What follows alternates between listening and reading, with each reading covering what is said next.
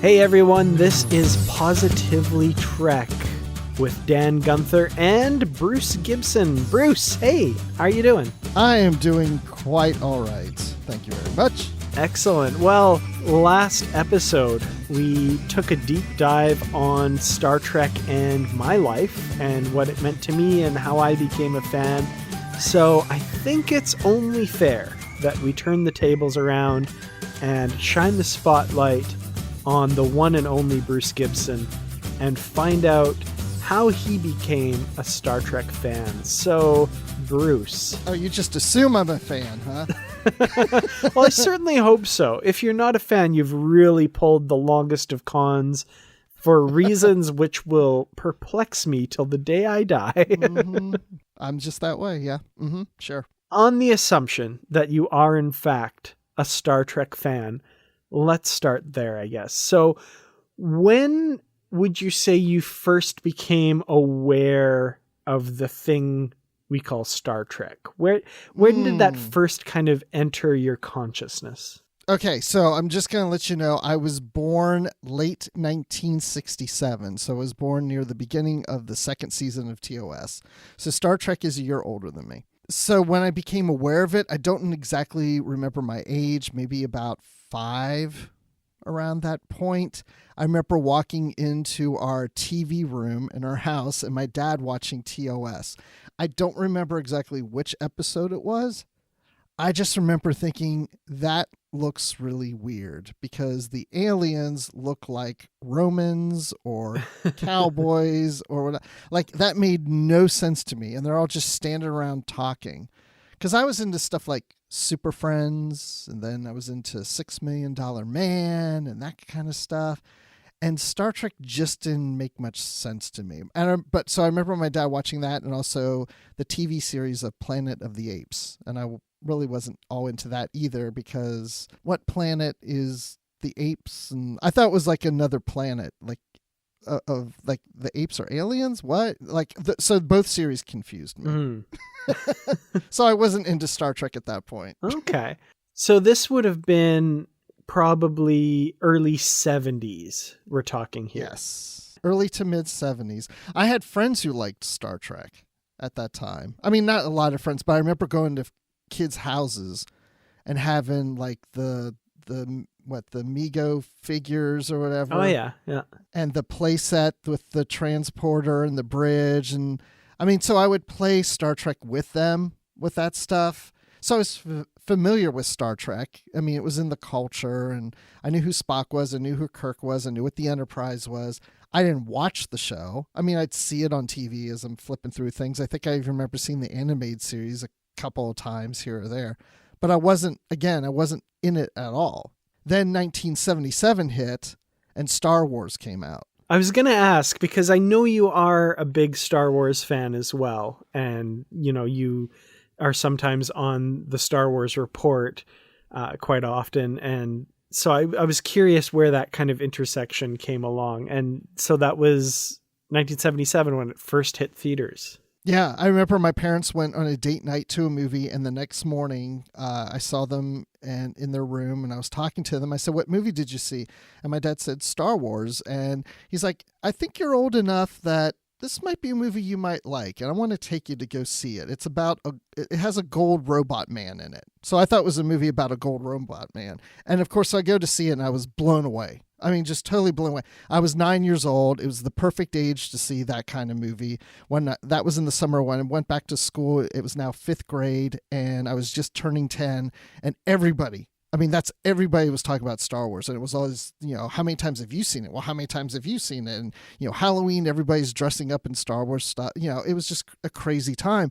So I got into space movies and TV shows. So I remember watching things like Buck Rogers and the 25th Century on TV. I remember when Close Encounters of the Third Kind came out, Superman the movie. I became a huge Superman fan because of that movie. So we're progressing now towards the motion picture. And I remember having a Superman comic book because I was collecting them at that time. And on the back cover of one of them was a full page ad for Star Trek the Motion Picture. and it had the Enterprise kind of swooping in, and it had little photos of all the cast members on the bottom. And I got so excited because even though I wasn't into Star Trek, I was into space movies. I mean, the original series to me was just like, oh, it's this weird 60s cheap thing, and whatever. I don't quite get that.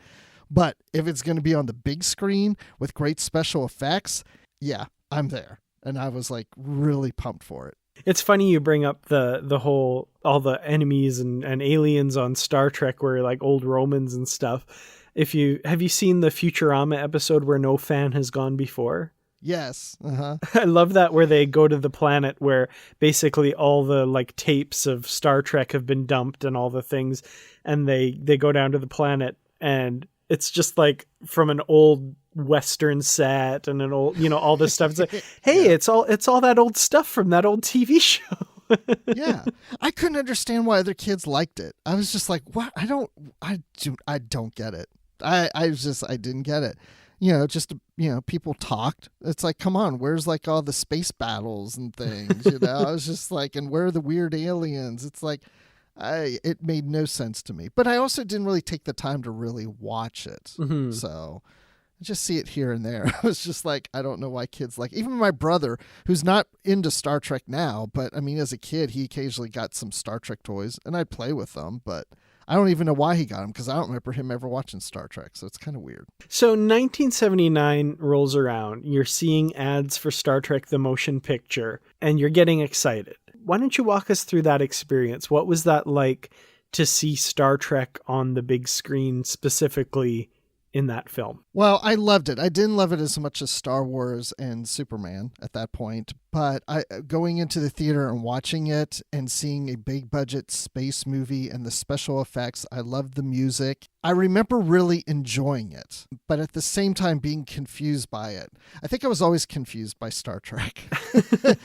I remember my dad leaning over and saying, those are Klingons, because he was familiar with the series. And I remember when we were heading out of the theater, I remember my dad saying, did you like it? And I said, yeah.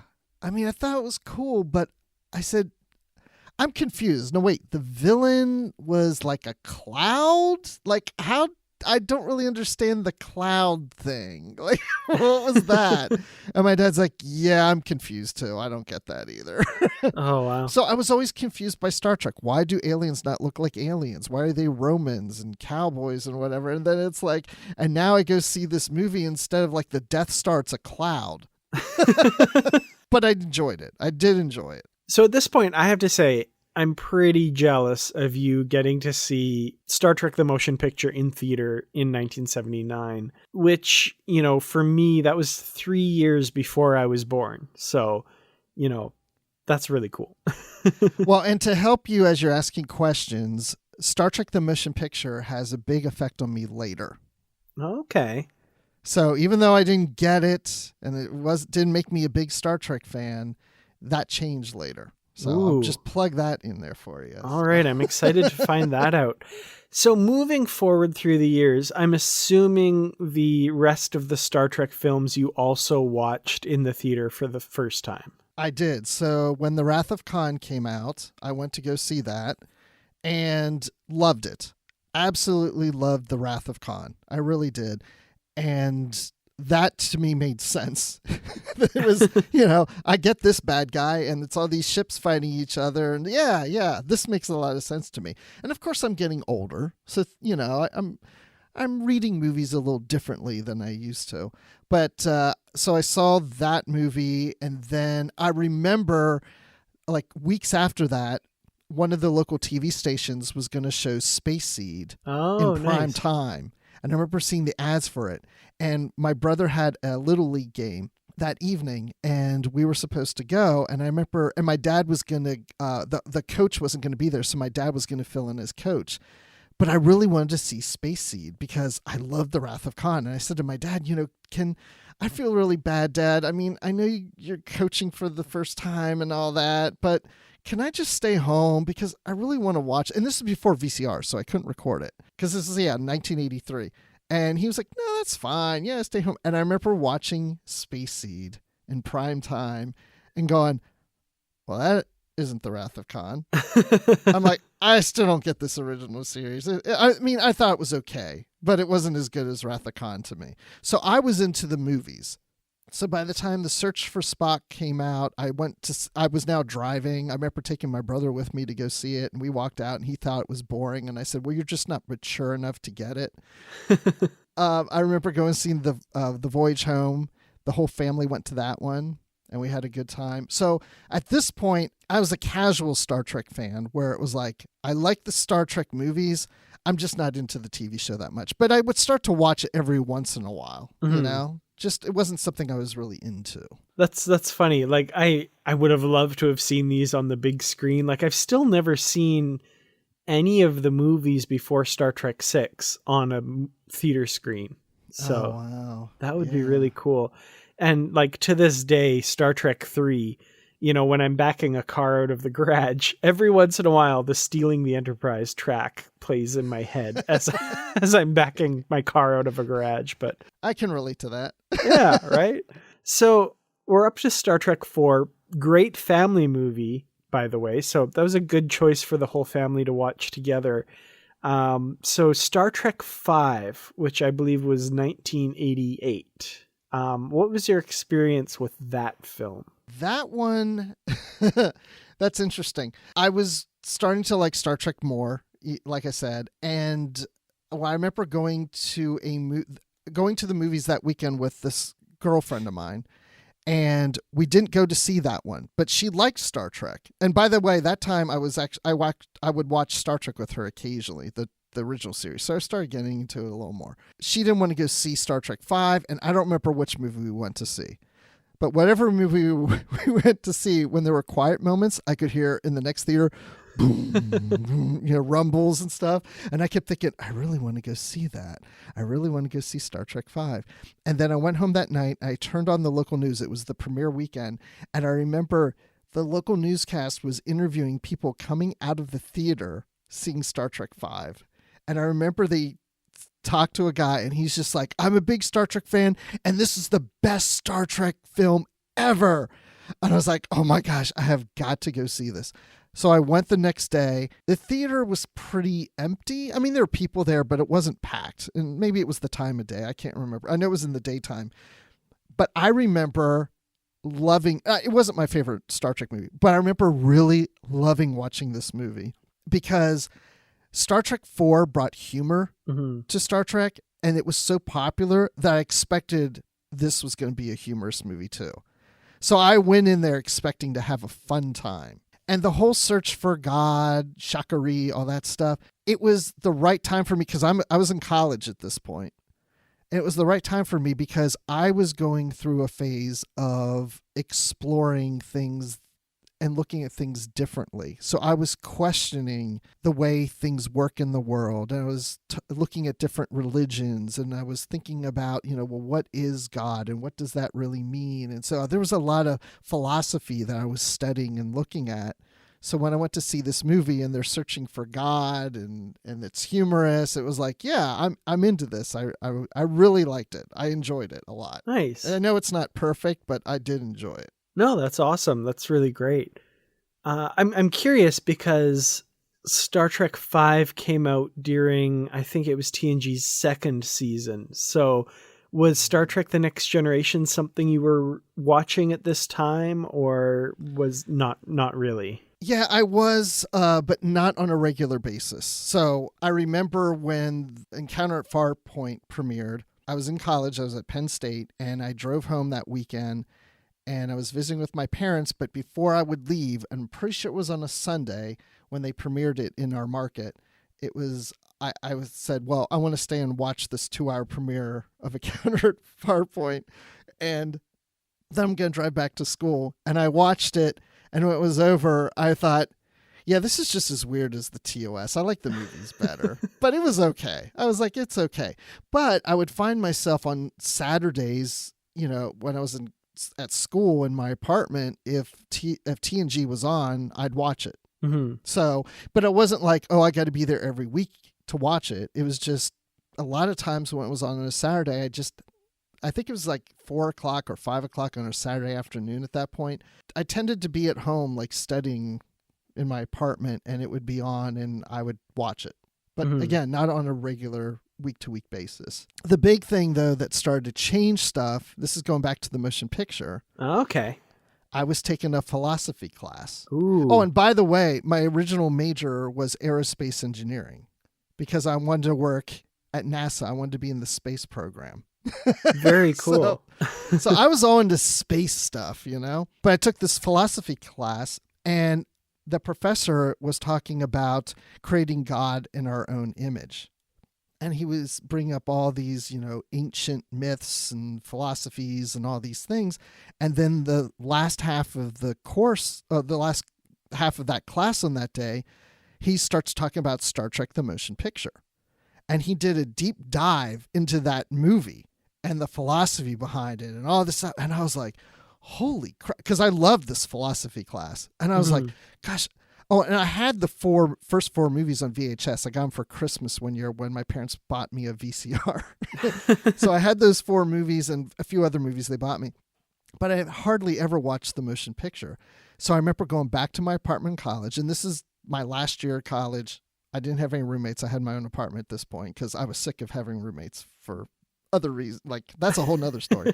And I remember popping in the motion picture and watching it and being totally blown away. So what I'm getting at is it's almost a decade later where I get so much out of the messaging and the meaning behind everything. And I totally get what the cloud is and V'ger and all these things. And it's like, here as a kid, I was just like, I don't really get it, but it was fun. And now I'm watching, I'm like, there's stuff in here. There's philosophy. There's the human condition, there's messaging. It's like, this is all making sense to me now. And all of a sudden I find myself watching TOS. And then I had a friend, she would call me, every once in a while and say, hey, she didn't have a TV. She's like, hey, can I come over tonight? I want to watch Star Trek. It was on at midnight. They would show Star Trek at midnight. She wanted to come over because she wanted to make fun of it. Because she liked, making fun of William Shatner and the makeup and the costumes of something like, but we'd also get into it. And I found myself like, yeah, let's watch Star Trek because I'm liking Star Trek. Like, so as my life went on, it just kept building and building. It's just a slow burn building up to me really liking Star Trek. Oh, that's very cool. So what year approximately would this be then? Just out of curiosity. This would have been probably 88, 89-ish, around the same time that Star Trek V came out too. That's interesting because, like I was saying in the last episode, that's about when my mom would have brought home Star Trek the motion picture and I fell in love with it. So it's kind of cool that we're having these parallel experiences. You're like diving deep into the philosophy of this and, what is it like to create God in your own image? And I'm going, ooh, cool, Klingon chips. Well, and it's that too, it's that liking the special effects and the ships and the aliens and all these things. But then, as a Star Wars fan, Star Wars is more fantasy and Star Trek's more science fiction, which I even talked about in the first episode of this. But, it was just, like, I wanted more. Like, this was now tapping into something in me where I'm discovering myself and I'm trying to figure out where I am in this universe and what I believe and the things I'm discovering. And so in a lot of ways, like Star Trek, now that I'm on my own, and my parents, I was living in Pennsylvania at Penn State, and my parents were in that state at that time, but they had moved to Georgia. They moved, far away.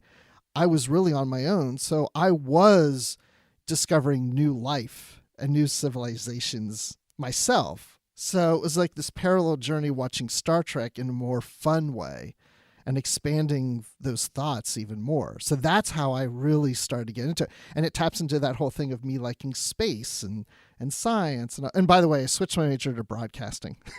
So I just, the whole engineering thing didn't work. But yeah, so that's where we are. And then I graduated and my parents ended up moving back to Pennsylvania. My dad's job transferred and I had nothing to do. This is where the things start to really change. Yeah, it feels like this is a turning point here. Like you're going back and re-examining the motion picture and that sort of thing, would you say this is kind of where your fandom started to shift into where you would call yourself a Star Trek fan, or are we not quite there yet? I think in the early 80s, I would have said I was a Star Trek movie fan. By the late 80s, I would say, yes, I'm a Star Trek fan. By 1990, I would say I'm an obsessed Trekkie Star Trek fanatic. Excellent. Okay. All right. We're digging into this here then. That's cool. So how did, besides watching the films and the TV shows and that sort of thing, obsessed fanatic Trekkie, how did that manifest itself? What kind of fan were you at this time? Or were you becoming at this time, I guess? Well, just, I was now starting to watch TNG on a more regular basis, and this was now in the third season. Okay. So now we're getting into like 1990 territory. Yeah, they're in the good uniforms now. Yes. And Pulaski's not on there anymore. Right. And so I'm watching that on a regular basis. I also remember at Penn State that they would show TOS in a classroom on Friday nights, and I think I went to that a couple of times. So I started, unlike you, like where you were like, oh, I didn't have as many Star Trek friends in university, where I was meeting some, but it wasn't something like we were talked about on a regular basis. I wasn't part of a club. It wasn't like we all get together and watch. It's just I had one friend who liked to come over and watch it with me and stuff. But when I graduated and I moved back in with my parents, I didn't get a job right away. I was looking to start my career, so I had a lot of free time on my hands. And here's the big turning point, Dan. Here's where it really happens. All right. So I'm ready. I went to the mall, and there was Walden Books. They were selling Star Trek The Lost Years, which takes place after the 5-year mission. And I was like, oh, I got to get this book. I want to see what happens after the 5-year mission. And then I realized, well, you know what? Years ago, I picked up Enterprise, The First Adventure, which takes place at the beginning of the 5-year mission, but I never read it. I had a habit of picking up novels, but never reading them. Or I'd read the first couple chapters and never finish it. I never finished. The only novels I ever finished were required for school. I never finished a novel. But I used to like to read as a kid all the time. I read comic books and other things, whatever, but novels I could never get through a whole novel. And I was like, yeah, I'm going to get this Lost Years, but I'm never going to read it. Or I'll read the first, and I'm like, but I got a lot of time. I thought, you know what I'm going to do? I'm going to go home. I'm going to read Enterprise, The First Adventure. And if I read that whole freaking novel, then I'm going to come back. That's my incentive to buy The Lost Years. And I'm dedicated to read The Lost Years. That's funny because I'm looking over at my bookshelf right now and I have Enterprise, The First Adventure, and I've never read it. Well, that was the first Star Trek novel I ever read. Oh, very cool. And I read it, and I remember at the time, like, directing a movie in my head. And I pictured the uniforms just a little differently. I made them look a little more futuristic to me, or something that would fit more in a movie. Like, I gave everything a bigger budget. The Enterprise Bridge looked like the Enterprise Bridge, but upgraded, which is funny because when I watch something like Discovery, I think that's kind of what I was doing. So that's why it doesn't bother me to see, the Kelvin timeline movies and Discovery and things, because that's what I was doing in my head. Mm-hmm. You were J.J. Abrams before J.J. Abrams was. When Star Trek 09 came out, and I remember watching the movie, I was like, oh my gosh, I feel like this is what I was seeing in my head back then. That's funny. That's great. I love that. And so I finished that book. I went, bought The Lost Years, finished that. But what I really remember is the bookshelf, the section there, had all these Star Trek novels. I was like, holy crap, there's like tons of Star Trek novels. And I knew novels existed because I remember in high school, we had to pick, and there was a list that our teacher gave us in one of our English classes that we could pick a novel to read and write a book report on. And I remember seeing some Star Trek novels on it. And at the time I thought maybe I would do it. And I was like, well, maybe I should do a classic thing, something more serious. I mean, I don't know if I'll get a good grade by doing a Star Trek novel. I don't remember what novels were on there, but anyway. So yeah, I read The Lost Years, and then I started going back to the store and buying novel after novel after novel. Now my obsession is going in because, remember, this is in the summer of 90. So Season 3 just ended with the cliffhanger of the best of both worlds. Yeah. So I'm reading 2 to 3 Star Trek novels a week. Wow. And going into season 4 with the best of both worlds, watching TOS now on a regular basis in its reruns. And as I'm watching things, I'm picking up things that, oh my gosh, that character was in this novel I read. Oh my gosh, those aliens were in that novel I read a few weeks ago. Like all of a sudden things are like connecting and I'm like getting obsessed because I had so much free time to do this. And even when I got a job and I moved out of the house and I was living near Philadelphia, I was attending conventions in Philadelphia and other conventions around. But I didn't meet people. I didn't go with friends. I would go around and just, absorb and learn all this Star Trek stuff. And at the panels and the guests talking and the actors being there. And not only that, but I would buy the fanzines and I would start to read fan stories because this is before the internet. I would just read because I just was getting so much Star Trek literature. It was crazy. I was buying comics. I had a subscription to the DC comic line at the time because it was going on. And I became a member of, I think it was the USS Saratoga fanzine. Like I'd get their monthly thing. I never wrote my own stories, but I was reading others. And a lot of these were really bad. And I stopped doing the fanzine stuff for a while. But I mean, it was just like, I couldn't get enough. And I mean, it was just, early 90s was a crazy freaking time for me. Oh, that's really cool. That's kind of one aspect of the fandom that I never really saw a lot of at the time, was like the kind of more fan aspect of it. I think, like I said in the last episode, I was kind of more the one who didn't realize that there was this wider world, that, maybe I was one of the few that was really enjoying Star Trek. But it sounds like you kind of had your finger on the pulse of the wider Star Trek community even before the internet, even before there was this kind of connectedness. That's really cool. But I never really interacted with people. Like, sure, if I went to a convention, I might talk to somebody who's, got a vendor table or something like that, or maybe I'm standing in line, I'm talking to somebody. But I didn't have any friends who were into Star Trek at all.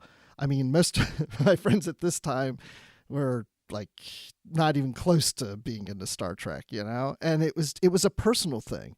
It was something I did on my own time, in my private time. It was my escapism. It was my chance to reflect on myself and the world. And it wasn't something I shared with other people. So we touched on this a little bit when you were talking about the motion picture and philosophy, and also Star Trek V a little bit, and kind of that personal exploration of, what is God, and searching for meaning and that sort of thing.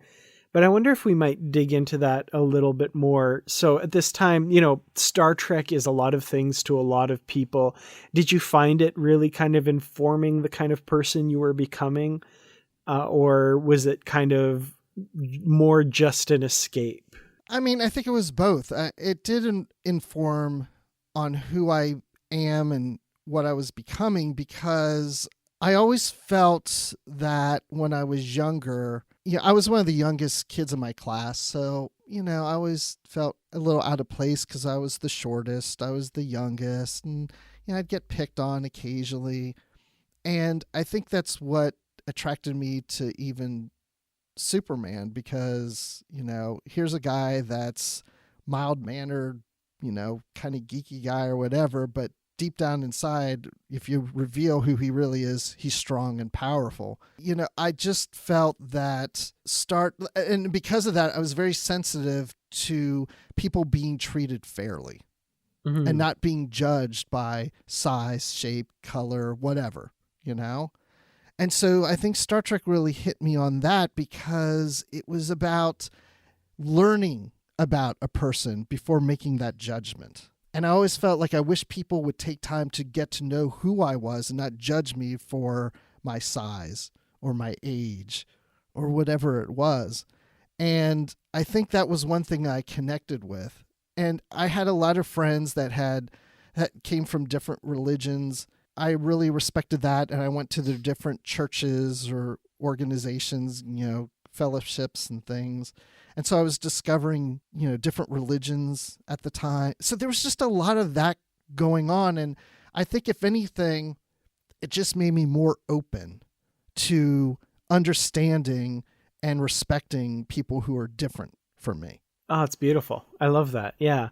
I mean, to me, Star Trek has been a lot about that. Like, I think when you were speaking there, I was immediately flashing back to maybe not the best episode of Star Trek ever, but the episode Plato's Stepchildren, where Alexander, who's, a small person, is talking to Kirk and says, "Oh, I thought you meant I was different because of my size." And he says, "Are there people my size where you come from?" And Kirk says something like, "Where I come from, size, shape, color doesn't matter." And it's such an important message and such a beautiful message. And that's the kind of thing that gives me goosebumps about Star Trek. So I love to hear that. Sometimes it bothers me when people say they like Star Trek because, of the messaging, the message, Gene Roddenberry's message. It's like, yeah, I get that. And I agree with that. But to me, Star Trek's more than just a message. Mm-hmm. It's like, here I go with food analogies. It's like, there's different ingredients, you're not going to make a cake with just icing. Mm-hmm, there's absolutely. different ingredients that go into it. And to me, Star Trek is, it's the message, but it's also, technology. It's like I was always fascinated, I always wanted to get to the future. I remember even, before seeing the motion picture when I was into Star Wars, to me, Star Wars, even though it's a long time ago, I also thought it's futuristic because they're flying in space. They have technology we don't have. So I was always wanting to get to the future where we had all this new technology. So seeing that in Star Trek means a lot. And there's just so many aspects of Star Trek that if you add it all up, that's what makes Star Trek. It's not just one thing. Star Trek wouldn't work for me as well if it took place 100 years ago. It works for me because it is in the future. That's one of the things that attracts me to it. So going through your fandom here, so, we're getting new series coming out, Deep Space Nine, Voyager, Enterprise. Was there ever any point where your fandom kind of, was it a waxing and waning kind of thing, or was it pretty strong from here on out? It was pretty strong from here on out. I watched every episode of, TNG, Deep Space Nine, Voyager, Enterprise as they came out each week. I never missed a week that an episode came out. I was going through all the novels. I couldn't keep up with the novels. Now, when we got to the late 90s, mid 90s to late 90s, I moved to Atlanta, Georgia. I still live in Atlanta. My social life really started to pick up. So I was out a lot. I was dating a lot. My reading wasn't keeping up. I mean, I was reading occasionally, but instead of the 2 to 3 novels a week, it was maybe 1 novel a month.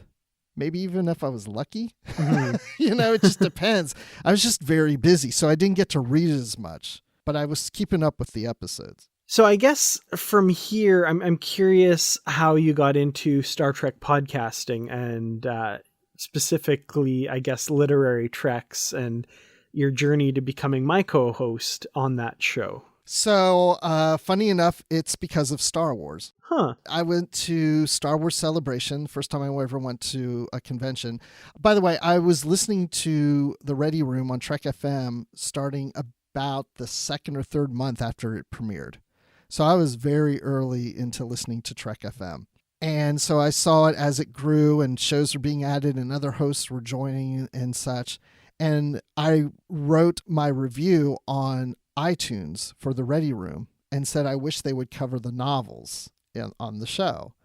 And Chris Jones read my review on the Ready Room about me requesting novels, and he says, well, we have something in the works. Something's coming soon. And I thought he just meant, they're going to start working the novels into the show soon. Little did I know that they were launching a new podcast about the novels. And I thought, that's cool. We get a monthly podcast about the Star Trek novels. I'm so excited. This is what I really want. Because the novels mean as much to me as the TV series and the movies. And the comics the same way. Like, it's not like there's one that outweighs the other. They're just as important. But then I realized Literary Treks was weekly. I'm like, are these guys insane? there's no way. I mean, it's like, I can't, I mean, I'm too busy to read a novel every week. Like, I can't keep up with them, but I would listen to the shows. So anyway, then Matt Rushing was part of that show. And then he started doing the 602 Club. Well, at that time, then I went to Star Wars Celebration and I tweeted about it. And this guy that I listened to on Literary Treks reaches out to me on Twitter and says, "Hey, I see you're going to Star Wars Celebration. Would you do me a favor?" And I'm like, heck yeah, this guy from Literary Treks, never really talked to him before. This is so cool. He wants me to, yeah, what's the favor? He's like, "Can you pick up an ornament, a Hallmark Star Wars ornament for me?" I said, "Sure." So the whole time I was at Celebration, we're messaging each other. "What are you doing?" Like, I had no idea he was a Star Wars fan. He was the Star Trek guy to me, right? So we're messaging each other and stuff. And then I got him the ornament, sent it to him, and then he offered to have me on as a guest on the 602 Club to do the movie Tomorrowland. And I said, "Well, sure, but I don't have a microphone or whatever." And he told me what, go ahead and download Audacity. He told me what microphone to buy. I bought a microphone. I was a guest on the 602 Club. Star Wars Report, I got to know those guys because Riley Blanton lives nearby, and we've seen each other at certain Star Wars events and stuff. And then he offered me to guest on Star Wars Report. And within probably 2 months of me guesting on Star Wars Report and being on the 602 Club, and once again being on 602 Club again for a Mission Impossible movie, I was asked to be a guest on Cloud Sea Casino, which is a Star Wars podcast about gaming and collecting, which I did not do, is gaming and collecting.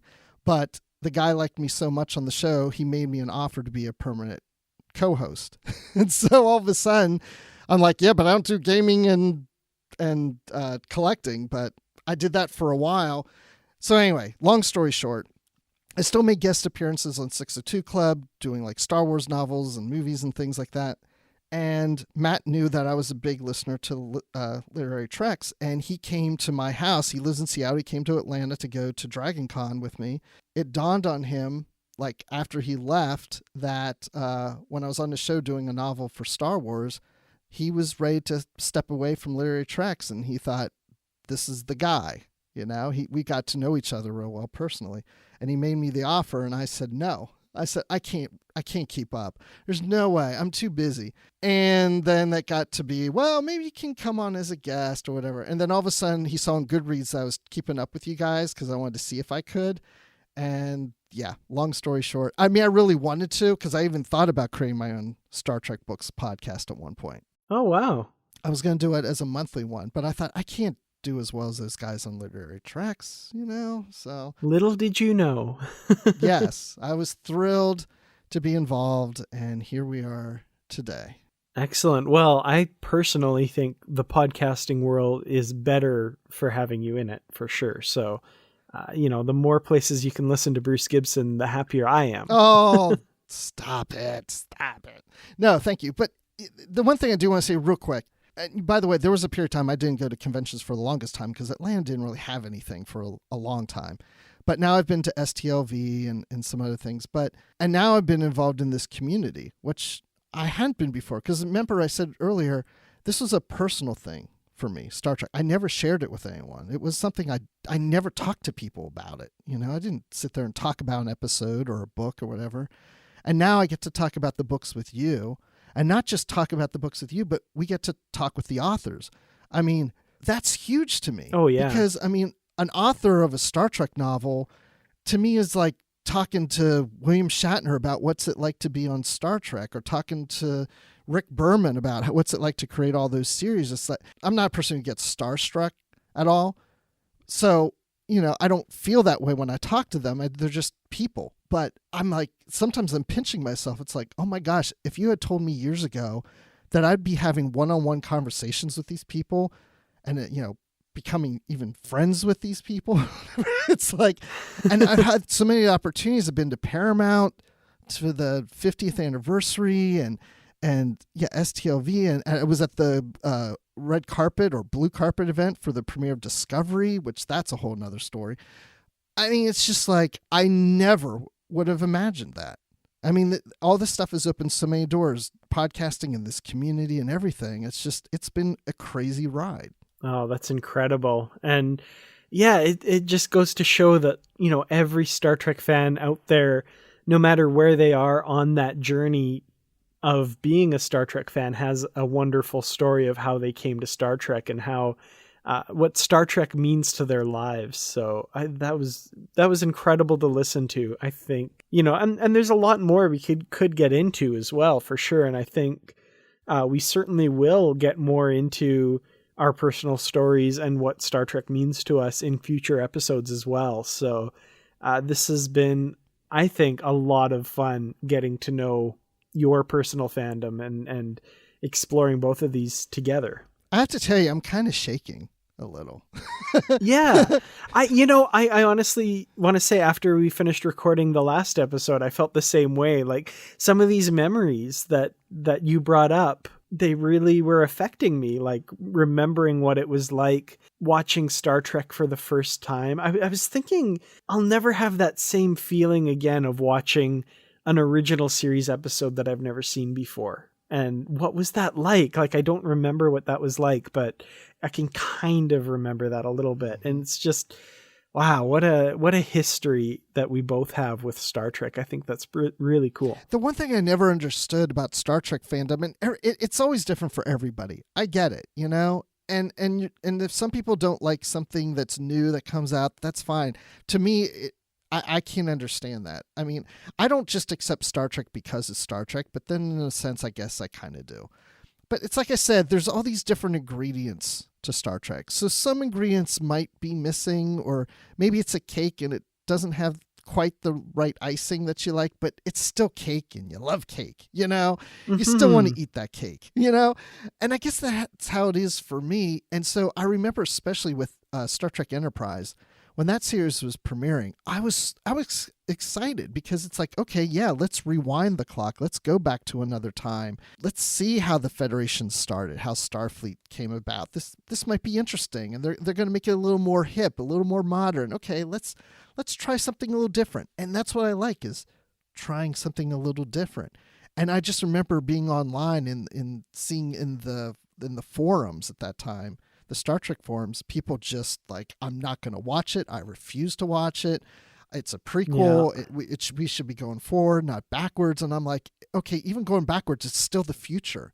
It's still the 22nd century. Like, I didn't understand. How can you love Star Trek and it not at least give it a chance to see if you... And to me, again, that's what Star Trek is about, right? It's like I said about getting to know people. It's like, let's get to know this person. Don't make the judgment up front, try to get to know them, try to understand them. And why not do that with a new Star Trek series if you're a Star Trek fan? And I never understood that, and I still don't understand that. Yeah, no, I couldn't put that any better myself. I'll never understand that impulse to, just dismiss something out of hand because it doesn't fit exactly what you think Star Trek must fit into as a box. Things won't grow, I don't think, unless you push them in new and interesting directions. And if you don't do that, everything's just going to be a repeat of something that's come before. Sometimes it's nice to repeat what came before a little bit, but I think in order to grow, you need to push forward. So, yeah, I'm right there with you. Yeah, absolutely. It's just, I don't get it. And, I always think sometimes about, I'm not as big of a Superman fan as I was when I was a kid, but I remember when the series Lois and Clark, The New Adventures of Superman, came out, I didn't care for it. I didn't hate it. It's just, it's not really what I like. And I watch it occasionally, but I wasn't into it. And I remember a friend of mine who did like to watch it asked me, I'm surprised you don't like it, because I knew you like Superman. I thought you'd like the series. I'm like, yeah, it doesn't really work for me. But that's all it was. And I was like, oh, I'm glad you like it, but I'm not into it. I didn't trash it. I don't hate it, whatever. It was just like... It's just not for you. Yeah. There's other Superman stuff that I like, and there's some that I don't like as much. But I don't hate it, and I'd still occasionally watch, but I don't understand trashing it. Just don't. Yeah, I don't get it And either. then Smallville came out, and I loved Smallville. I watched all 10 seasons of that. Well, if people want to follow your opinions about the various Superman projects that are coming and going over the years, where can they do that? Well, you can find me on Twitter at Admiral_Rex. That's Admiral with the underline, then Rex.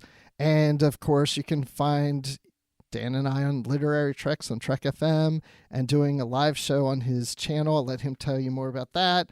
And I do a Star Wars report. Yes, I'm still into Star Wars, and I do like the new Star Wars stuff too. So, Anyway, I guess that's it. That's where I am. Excellent. And yeah, if you want to catch up with me, I'm on Twitter at Kertrats, Kertrats.